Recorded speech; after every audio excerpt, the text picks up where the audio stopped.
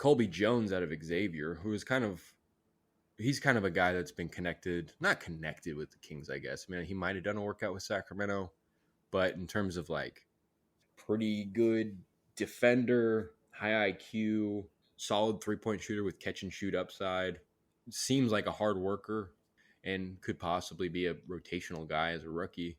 Colby Jones is one of those guys that makes a lot of sense for Sacramento, and I could definitely see the Kings taking him.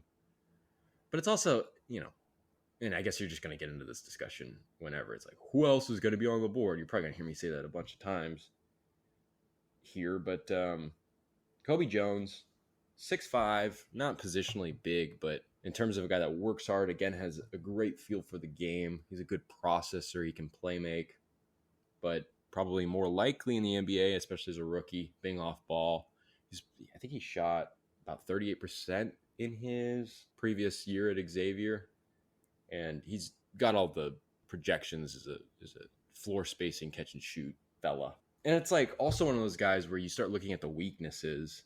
Like, what are Colby Jones' weaknesses? It's like, he's not a self-creator. He doesn't have a great pull-up game. And he needs to kind of work on finishing through traffic and contact outside of runners and floaters. It's like, those are weaknesses that you can mitigate and that won't really shine in the role that he would have with a team like the Kings. So Colby Jones seems like the type of guy that, similar to Chris Murray, just seems to check a lot of boxes that you think Monte McNair and company would really like to see. And I think I've seen a lot of Kings analysts talk about liking Colby Jones. So he's kind of a guy that you see pop up on a lot of people's radars in terms of the Kings. And I just feel like if he was a little bigger, it'd be great, because you're kind of limiting his defensive versatility.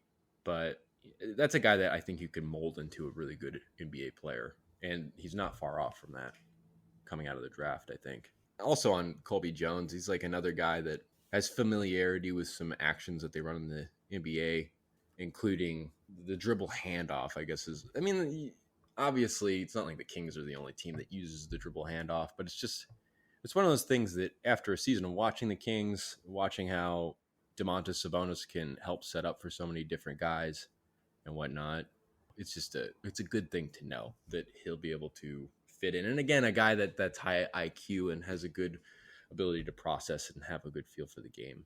It's going to probably squeeze in anywhere. Mm-hmm.